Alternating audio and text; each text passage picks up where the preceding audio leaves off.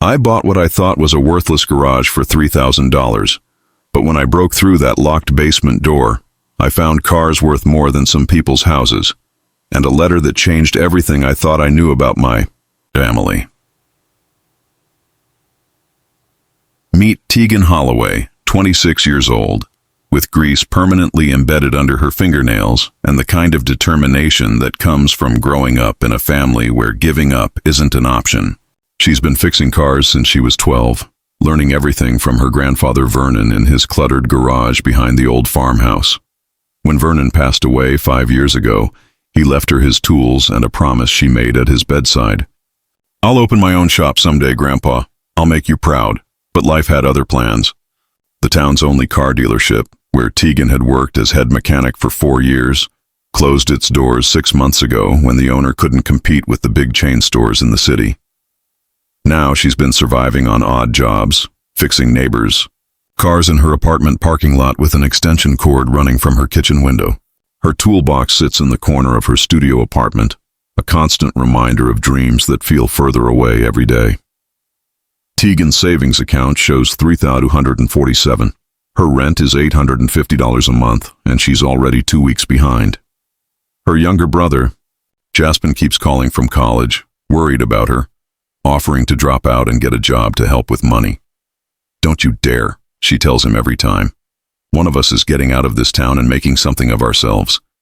But late at night, when she's staring at the ceiling listening to her upstairs neighbor's TV, she wonders if she's being stubborn or just naive. Her mother, Celeste, works double shifts at the diner downtown, and Tegan knows she'd offer to help, with money if she asked. But asking would mean admitting defeat, admitting that maybe she's not cut out for this dream that's been driving her since she was a kid, standing on a milk crate to reach her grandfather's workbench. The weight of that possible failure sits heavier on her chest than any engine block she's ever lifted. Picture Tegan on a Tuesday night, wearing her grandfather's old Carhartt jacket that's too big for her frame, scrolling through property listings. On a laptop with a cracked screen, her apartment smells like motor oil and instant ramen. The TV drones in the background with some late-night talk show. But she's not watching. She's searching for something, anything that might give her one more shot at the life she promised Vernon she'd build. It's 2:30 a.m. on a Thursday when everything changes. Tegan's landlord, Mr. Kowalski, had knocked on her door that afternoon with an eviction notice. "I like you, kid," he'd said, avoiding eye contact. "But I got bills too. You got 10 days. 10 days to come up with $2,700 or lose the only home." She's known since moving out of her mother's house. She'd spent the evening fixing Mrs. Chen's Honda Civic for $40, barely enough for groceries. Now she's sitting on her bed with her laptop, searching for miracles at $3,000 or less. Most of the properties are vacant lots or condemned houses that would cost more to fix than to demolish. That's when she sees it. Lot 247B. On Riverside Road. Former auto service center, foreclosure sale. The photos are terrible, clearly taken on a gray day with a cheap camera, but she can see the bones of what was once a real garage. 2 service bays, an office, and enough space to actually work. The listing mentions 1,200 square feet and needs extensive renovation, which in real estate speak means it's probably falling apart. But the price stops her cold. Starting bid, $3,000. Current bid, $3,000. Auction ends in 6 hours.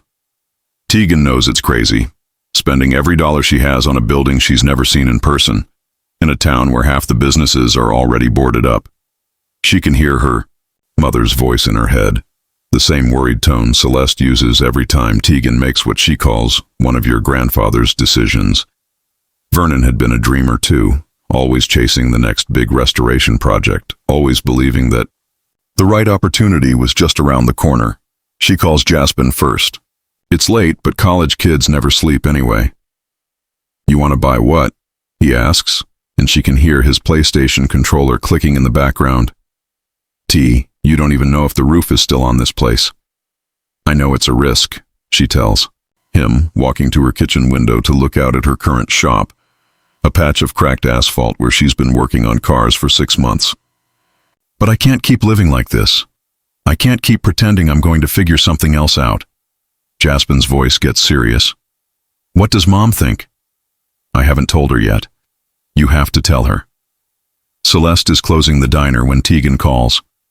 She can hear the exhaustion in her mother's voice, the kind that comes from being on your feet for 12 hours, serving coffee and eggs to people who tip in loose change. Tegan, honey, you can't fix everything with a wrench and wishful thinking, Celeste says when she explains the plan. What if it's a money pit? What if there's structural damage, or the plumbing is shot, or the electrical is from 1950? Then I'll figure it out, Tegan says, surprising herself with how sure she sounds. Grandpa always said the best treasures are hidden under the rust. Maybe he was right. There's a long pause. Celeste knows that tone. It's the same stubborn determination Vernon had when he decided to rebuild that 1969 Camaro engine, even though everyone said it was hopeless. How much time do you have to think about it? Tegan looks at her laptop screen. 4 hours and 37 minutes. She drives out to Riverside Road at 4 a.m. just to see the place in person. It's worse than the photos suggested.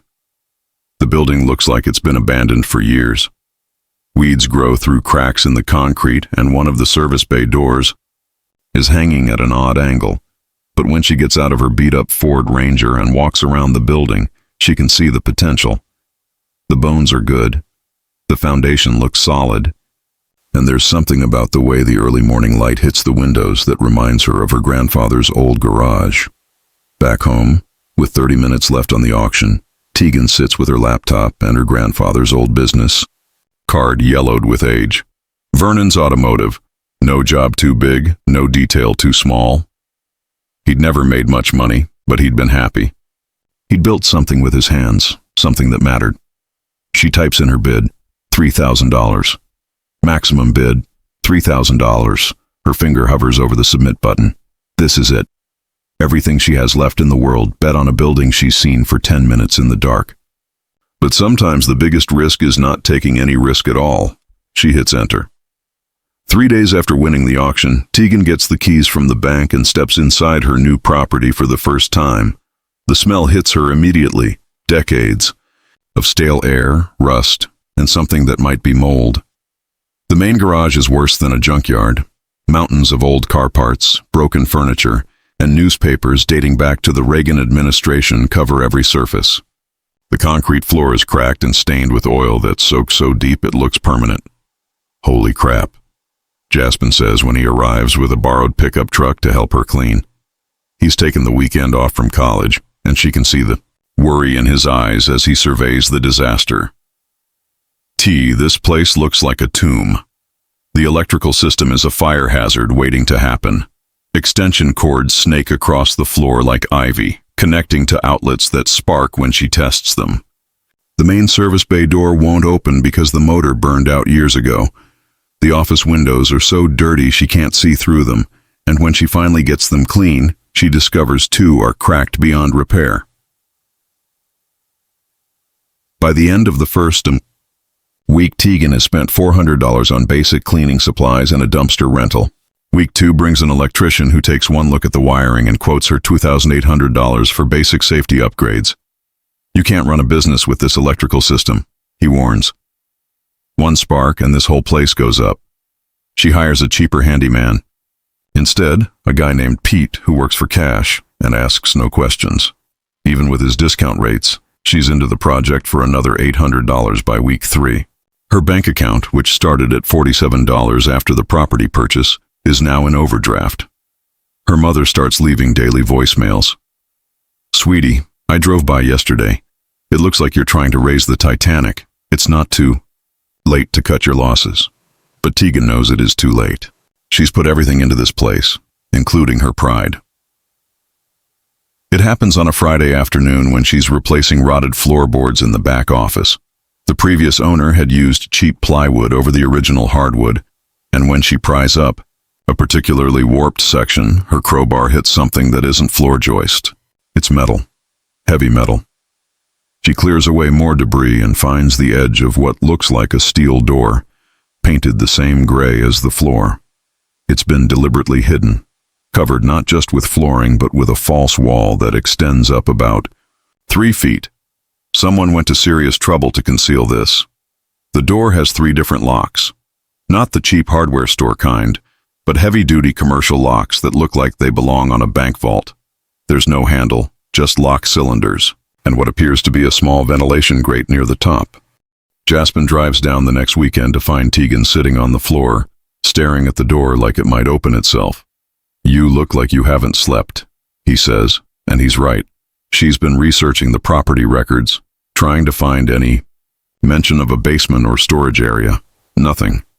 The county assessor's office has no record of any structure below ground level, she tells him. "But this door is solid steel, Jazz. People don't install 3 commercial locks on their basement storage. Maybe they kept expensive tools down there. Maybe it was a gun safe or something. But Tegan knows tools and guns. This feels bigger." The ventilation grate suggests the space below needs air circulation, which means it's not just a storage closet. And those locks, she's priced similar hardware online. Someone spent at least $2,500 just on the security for this door. Mrs. Fletcher lives in the house directly across from the garage, and she's been watching the comings and goings for 40 years. When Tegan knocks on her door with a plate of cookies from her mother's diner, Mrs. Fletcher invites her in for coffee that tastes like it was brewed during the Carter administration. Aldrich was a strange man, Mrs. Fletcher says, settling into her recliner with a sigh. Kept to himself mostly, but sometimes we'd hear engines running in that garage at all hours. 2, 3 in the morning, the sound would wake us up. Not normal car engines either. Something powerful, like race cars or those fancy sports cars you see in magazines. She leans forward, lowering her voice like she's sharing state secrets. And the deliveries, big trucks would come in the middle of the night, sometimes twice a month. Always covered loads, always men in suits supervising the unloading. My Harold used to joke that Aldrich was running some kind of moonshine operation, but those trucks were too fancy for bootleggers. The more Tegan learns about Aldrich Blackwood, the more questions pile up. He owned the property for 43 years but never advertised his automotive services. No website, no Yellow Pages ads, no signs on the building. Yet neighbors remember seeing him drive different cars. Not the same beat-up truck you'd expect from a small-town mechanic, but pristine vintage vehicles that he'd only take out at night. "One time I saw him driving this gorgeous red car," says Danny Kowalski, whose father owns 3 properties on Riverside Road. Had to be from the 50s or 60s, looked like something from a museum. Perfect paint, perfect chrome. But when I asked my dad about it later, he said Aldrich drove a blue pickup truck. We figured maybe I was seeing things. After 2 sleepless nights of obsessing over the locked door, Tegan makes a decision that scares her. She's going to open it. She owns the building now, which means she owns whatever's behind that door. But something about the mystery feels bigger than just curiosity. "What if there's nothing down there?" Jasmine asks when she calls him with her plan. "What if you go through all this trouble and it's just an old storm shelter with some rusty tools? Then, at least I'll know," she says. "But Jazz, what if it's not nothing? What if this is why someone spent 43 years living like a hermit? Why trucks came in the middle of the night? Why no one really knew what Aldrich Blackwood did for a living?" The question hangs in the air between them, and Tegan realizes she's past the point of walking away. Whatever's behind that door has become more than curiosity. It's become hope. Maybe desperate hope, but hope nonetheless. It's Monday morning when Tegan gets the call that changes everything. Her landlord, Mr. Kowalski's voice is apologetic but firm. "Kid, I got someone else interested in the apartment. You got 3 days to bring me current on rent, or I gotta start the formal eviction process." 3 days. $1,700. Money she doesn't have and can't earn fast enough fixing cars in a half-demolished garage. She sits in her truck in the empty parking lot of what used to be Morrison's Diner, closed now for 2 months, and stares at her phone. She could call her mother and ask for help. Celeste would find a way, probably by working extra shifts and skipping meals. She could call Jasmine and let him drop out of college to get a job. Or she could call her Uncle Frank in Cleveland, who's been telling her for years that the city has opportunities for skilled mechanics. But all of those options feel like giving up, like admitting that her grandfather's dream and her own stubborn determination weren't enough. That afternoon, Tegan drives to Ace Hardware and buys a plasma cutter rental package. The kid at the counter, probably not even 18, looks, at the heavy equipment and asks, "You know how to use one of these?" She nods, though she's only used one twice before, both times under supervision. "Just be careful," he says. "These things can cut through pretty much anything." That's exactly what she's counting on.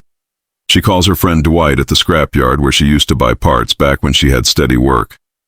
Dwight's been in the salvage business for 20 years, built like a linebacker but with the gentle hands of someone who understands that every piece of metal has a story.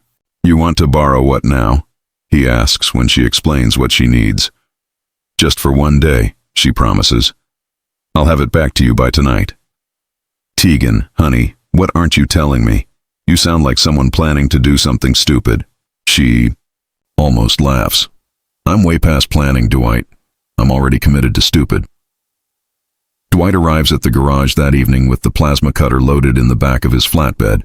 He takes one look at the steel door and lets out a low whistle. "Girl, this is some serious hardware. What do you think old Aldrich was hiding down there?" "I guess we're about to find out." "We? You don't have to stay," Tegan says, but she's hoping he will. The thought of opening that door alone, after dark, in a building that already feels haunted by 40 years of secrets, makes her stomach clench. Dwight checks his watch. It's almost 7 p.m. "My wife's expecting me for dinner, but she'll understand. If I'm late, someone needs to make sure you don't electrocute yourself with that thing." He gestures toward the plasma cutter. "You sure about this? Once you cut those locks, there's no going back." Tegan looks at the door, then at her hands. They're shaking slightly, whether from nerves or excitement, she can't tell. "Dwight, I spent every dollar I have on this place. I'm 3 days away from being homeless. I'm 26 years old, and I feel like I'm running out of chances to make something of myself." She takes a deep breath. "If there's nothing behind that door, at least I'll know I tried everything." Setting up the plasma cutter takes longer than expected. The locks aren't just heavy-duty, they're positioned in a way that makes them difficult to access. The first lock is standard height, but the second is near the floor, and the third is positioned at an odd angle that requires Tegan to lie on her side to get the right approach. Whoever installed these didn't want them to be easy to remove, Dwight observes, holding the work light while Tegan adjusts the cutter's settings. This isn't just security, it's like they were trying to make sure that even if someone got the right tools, it would take hours to get through. The first lock takes 20 minutes to cut. The metal is hardened steel, much tougher than anything Tegan has worked with before. Sparks fly in every direction, and she has to stop twice to let the cutter cool down. Her back aches from the awkward position, and sweat runs down her face despite the cool evening air. Halfway through the second lock, Tegan stops and sits, back on her heels. The reality of what she's doing hits her all at once. She's destroying property, potentially valuable locks based on nothing but curiosity and desperation. What if there really is nothing down there? What if she's just compounding her financial problems by damaging something that could have been sold? "You okay?" Dwight asks, and she realizes she's been staring at the half-cut lock for several minutes. "What if I'm making a huge mistake? Honey, you bought a building with $3,000 and no inspection. That ship sailed weeks ago." His voice is kind but practical. "But for what it's worth, I've seen a lot of mysteries in my time, and I've never seen anyone go to this much trouble to hide nothing." The third lock is the hardest. It's positioned low and at an angle that makes Tegan's wrist cramp after 5 minutes of cutting. The metal seems even thicker than the other two, and she has to make multiple passes to get through it. By the time the lock finally falls away, it's almost 9 p.m., and both she and Dwight are exhausted. They stand looking at the door, which now has 3 gaping holes where the locks used to be, but it still won't open. There's something else holding. It closed from the inside. Maybe it's just swollen, Dwight suggests, but they both know that's wishful thinking. The door is too well engineered to stick from moisture. Someone installed an additional security measure that doesn't require a key from the outside. Tegan gets a crowbar from her toolbox and works it into the gap between the door and the frame. "On 3, she says, and Dwight positions himself to help pull. 1, 2. The door gives way suddenly, swinging open with a soft whoosh of air that smells like leather and metal polish and something else. Something expensive. Beyond the doorway, Tegan's flashlight beam reveals a steep staircase descending into darkness. The stairs are solid wood, not the cheap construction she'd expect in a basement. The walls are finished with what looks like real paneling, and she can see the outline of professional lighting fixtures along the ceiling. "Well," Dwight says softly, "that's not what I was expecting." Tegan's heart is pounding so hard she can hear it in her ears. Every instinct tells her that whatever's down those stairs is going to change her life. She just doesn't know if it's going to save her or destroy her completely. She takes the first step down, testing her weight on the wood. It's solid, well-built, designed to last. The beam of her flashlight reveals more stairs below, and the faint outline of what might be a much larger space at the bottom. "You coming?" she calls back to Dwight. "Right behind you," he says, but she can hear the uncertainty in his voice. They descend together into whatever secret Aldrich Blackwood spent 43 years protecting. The staircase descends much deeper than either Tegan or Dwight expected. 15 steps, then 20, then 25. The air gets cooler as they go down, and Tegan notices that the walls aren't just finished, they're climate-controlled. Small vents near the ceiling hum quietly, circulating air that feels perfectly conditioned, like walking into an expensive museum. "How deep does this go?" Dwight whispers, though there's no reason to whisper except that the space demands it. At the bottom, Tegan's flashlight reveals a heavy curtain hanging across what appears to be a much wider opening. The fabric is thick, expensive-looking, designed to block light completely. Her hands shake as she pulls it aside, and what she sees makes her knees nearly buckle. The basement isn't a basement at all. It's a warehouse, stretching out far beyond what should be possible under the small garage above. The ceiling is at least 12 feet high, supported by steel beams that look like they could hold up a skyscraper. Professional track lighting runs the length of the space, controlled by switches near the entrance that work perfectly when Tegan flips them. Under perfectly fitted car covers, arranged in 2 precise rows, are the outlines of 12 vehicles. Not just cars, the shapes are unmistakably classic, each one different, each one positioned with the care of a museum curator arranging priceless art. "Sweet Jesus," Dwight breathes. "Tegan, what is this place?" The floor is polished concrete, spotless despite being underground for decades. Along one wall, a professional workbench holds tools that look like they've never been used, still in their original packaging. Chrome wrenches, precision measuring instruments, restoration equipment that would cost more than Tegan makes in a year. Tegan approaches the closest covered car, her heart hammering against her ribs. The cover is silk, not canvas or plastic, and it slides off with a whisper to reveal a 1954 Ferrari 250 GT Europa in pristine condition. The red paint gleams under the lights like it was finished yesterday. Every piece of chrome is perfect. The leather interior shows no wear, no cracks, no fading. "That's not possible," Dwight says, walking around the car with his mouth open. "These cars don't exist in this condition. This is like finding a dinosaur that's still alive." But Tegan's already moving to the next car, pulling off cover after cover. A 1937 Bugatti Type 57 SC Atlantic in midnight blue. A 1955 Mercedes-Benz 300 SLR with gull-wing doors that open with a soft mechanical precision. A 1963 Ferrari 250 GTO that makes Tegan's chest tight just looking at it. Each car is perfect, not restored, not repaired, preserved, like they've been waiting in suspended animation for someone to wake them up. On the workbench, between a set of pristine micrometers and a leather-bound restoration manual, sits a sealed envelope. Tegan's name is written across the front in careful script. "To my granddaughter, Tegan Holloway." Her hands are shaking so badly she can barely open it. Dwight stands beside her, reading over her shoulder as she unfolds 2 pages of handwritten text. "My dear Tegan," the letter begins, "if you are reading this, then you have found what I spent 43 years collecting and preserving. I am Aldrich Blackwood, though you would know me better as your grandfather Vernon's younger brother, your great-uncle, whom you never had the chance to meet." Tegan's legs give out. She sits down hard on a rolling stool, the letter trembling in her hands. "Dwight, this is impossible. My grandfather never mentioned having a brother. Keep reading, Dwight says gently. The family secret. The letter explains everything in Aldrich's careful, precise handwriting. Vernon and Aldrich had been partners in their 20s, specializing in finding and restoring rare automobiles.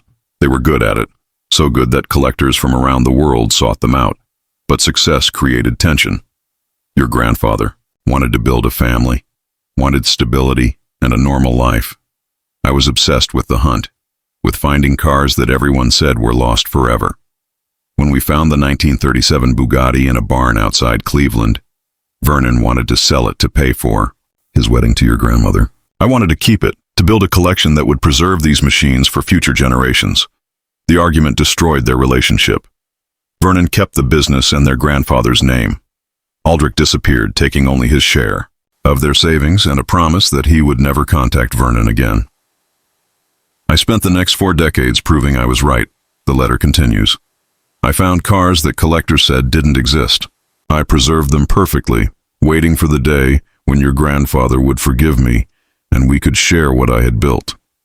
But that day never came. Aldrich had been too proud to reach out, and Vernon had been too hurt to forgive. The letter reveals that Aldrich had followed Vernon's life from a distance, learning about his marriage, his children, his granddaughter who loved cars as much as he did. I heard about Vernon's passing through mutual friends in the automotive world. I also heard about you, about how he taught you everything he knew, about your dreams of owning your own shop. I realized then that I had wasted 43 years, being stubborn when I could have been part of your family. The letter explains that Aldrich had quietly purchased the garage property 3 years earlier, putting it in Tegan's name and arranging for it to go to auction at exactly the price he knew she could afford when she needed it most. I died last month knowing that you would eventually find this place and discover what I built. These cars are worth more than most people make in a lifetime, but they are not my real gift to you. My real gift is the chance to do what your grandfather, and I never could, to build something lasting, something that honors both the past and the future. The final page of the letter includes a detailed inventory of the collection with conservative market estimates. The numbers make Tegan's head spin. The 1937 Bugatti alone is worth over $15 million. The Ferrari 250 GTO is valued at $22 million. The complete collection, according to Aldrich's careful research, is worth just over $100 million. Sweet mother of God, Dwight whispers, looking at the numbers. Tegan, do you understand what this means? But Tegan is crying, and she's not sure if it's from joy or grief, or the overwhelming weight of discovering that her family's story is completely different from what she thought she knew. All those years her grandfather talked about cars, about the importance of preserving mechanical heritage, and he never once mentioned that his own brother was doing exactly that, on a scale she could never have imagined. The letter ends with instructions for legal documentation proving Tegan's ownership of the collection, but also with something more valuable than money. Hidden behind the workbench is a box of photographs and letters that chronicle 43 years of Aldrich's life. Pictures of him with famous race car drivers, correspondence with collectors around the world, and dozens of photos of the cars in this collection being rescued from barns, estates, and forgotten garages. But the last item in the box breaks Tegan's heart. It's a faded newspaper clipping from 5 years ago, Vernon's obituary, with a handwritten note in the margin. I'm sorry, brother. I should have swallowed my pride years ago.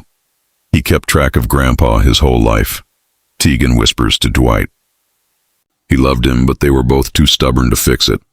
Standing in that underground cathedral of automotive history, surrounded by machines worth more than small countries' national budgets, Tegan realizes she's not just inherited a fortune, she's inherited the responsibility to heal a 40-year-old family wound and honor the memory of 2 men who loved cars almost as much as they loved their family, even when pride kept them from showing it. The next morning, Tegan sits in her truck outside her grandfather's grave with Aldrich's letter in her lap and tears on her cheeks. The cemetery is quiet except for the sound of sprinklers running on the far side, and she talks to Vernon's headstone, like he can hear every word. I found him, Grandpa. I found your brother, and I found what you two built together before pride got in the way. She places a photograph from Aldrich's collection on the headstone, A picture of both brothers as young men standing next to a 1955 Chevrolet they'd just finished restoring, both of them grinning like they owned the world. He never stopped loving you. He kept track of everything, my birth, when I started working on cars, when you died. He was watching over our family from a distance because he thought that's what you wanted. The weight of the discovery still feels surreal. Yesterday, she was 3 days from eviction. Today she's sitting on a fortune that could buy half the town. But the money isn't what's making her cry. It's the thought of two stubborn men who let 40 years of love slip away because neither one could say, "I'm sorry," first. By the time the lawyers finish verifying Aldrich's documentation, the car collection has been appraised at $127 million. The insurance company wants to move everything to a professional facility immediately. Collectors from around the world are calling, offering astronomical sums for individual pieces. But Tegan surprises everyone, including herself, with her decision. She's keeping the 1954 Ferrari 250 GT Europa, the 1937 Bugatti, and the 1969 Camaro that looks exactly like the one her grandfather rebuilt when she was a kid. The other 9 cars will be sold through exclusive auctions, with the proceeds funding something bigger than just her own dreams.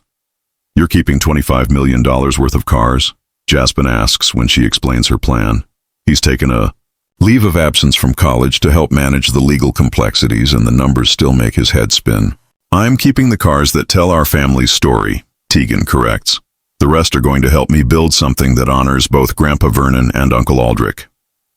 18 months later, Holloway Heritage Restorations spans 3 buildings on Riverside Road. The original garage has been completely renovated into a state-of-the-art workshop, where Tegan and her team of 6 mechanics specialize in bringing classic cars back to life. The underground collection space has been converted into a temperature-controlled workspace where the most delicate restorations happen away from curious eyes.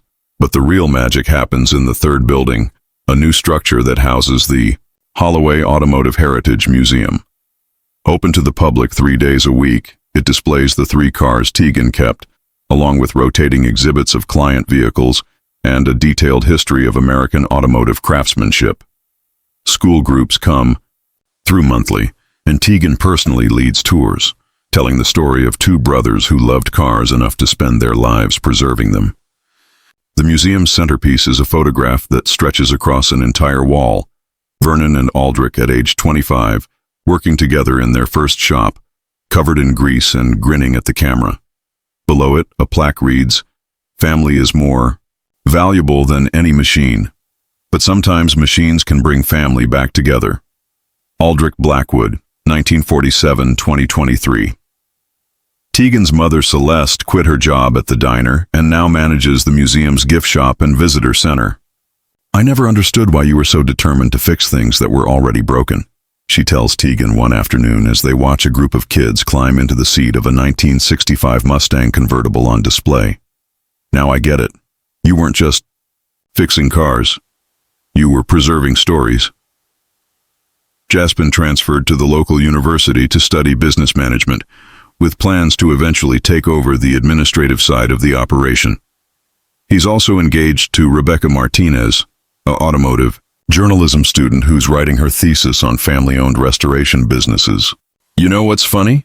he tells Tegan at Sunday dinner. "I used to think you were crazy for not wanting to leave this town. Now I can't imagine living anywhere else." Dwight became Tegan's first official employee and now oversees the parts, acquisition, and restoration planning. "Best thing I ever did was help you cut open that door," he says at least once a week. "Though I still think you're a little crazy." The success of the business has brought unexpected visitors to Tegan's door. Classic car owners from across the country seek out Holloway Heritage Restorations, but some come with more than just restoration requests. They come with stories about Aldrich Blackwood, about rare cars he helped them find or preserve, about a network of collectors and restorers that operated quietly for decades. "Your great-uncle had contacts everywhere," explains Harold Pennington, a collector from Texas who drove 16 hours to meet Tegan. "He'd call me up out of nowhere and say, 'Harold, there's a 1959 Corvette in a barn outside Tulsa, and the owner doesn't know what he has. Aldrich saved more automotive history than most museums.' Tegan has started keeping a journal of these stories, building a record of her great-uncle's lifelong mission. Each entry adds another layer to her understanding of the man who spent 4 decades collecting cars and preserving family history from the shadows. On quiet evenings, when the last customer has left and the workshop is silent, Tegan sometimes goes down to the basement where it all began. The space now serves as a private restoration bay for the most valuable projects, but she's kept Aldrich's workbench exactly as she found it, complete with his tools and the leather-bound restoration manual he never got to finish. She thinks about pride and forgiveness, about the cost of stubborn silence, about 2 brothers who loved each other enough to spend their entire lives preserving what the other valued most, even when they couldn't bear to speak. Every restored car that leaves her shop carries a piece of that lesson, that some things are worth preserving, that family bonds are stronger than pride, and that it's never too late to make things right. The last entry in Aldrich's journal, discovered months after the initial find, reads simply, "Family forgives, love endures, keep the engines running." If this story taught me anything, it's that the most important discoveries happen when we're brave enough to open the doors that scare us most. My great-uncle Aldrich spent 43 years collecting these cars, but more than that, he was collecting hope. Hope that someday, family would find its way back together. Tegan looks directly into the camera, standing in front of the museum wall with Vernon and Aldrich's photograph behind her. Sometimes the biggest treasures aren't gold or money. They're the connections we make and the stories we preserve for the people who come after us. Every family has locked doors, things we don't talk about, people we've lost touch with. Maybe it's time to find your plasma cutter and see what's on the other side. She pauses, her grandfather's wrench in her hands, the same tool that started her love affair with engines 20 years ago. I'm Tegan Holloway, and this is why I believe that every engine has a story worth preserving. If this story moved you, if it made you think about the locked doors in your own life, hit that subscribe button and ring the notification bell. Share this video with someone who needs to hear that it's never too late to make things right. And remember, family is more valuable than any machine, but sometimes machines can bring family back together. Until next time, keep your engines running and your hearts open. Peace. The final shot shows Tegan walking back into the workshop, where the sound of air tools and classic engines fills the air, carrying on the work that 2 brothers started over 50 years ago, finally united in purpose if not in person.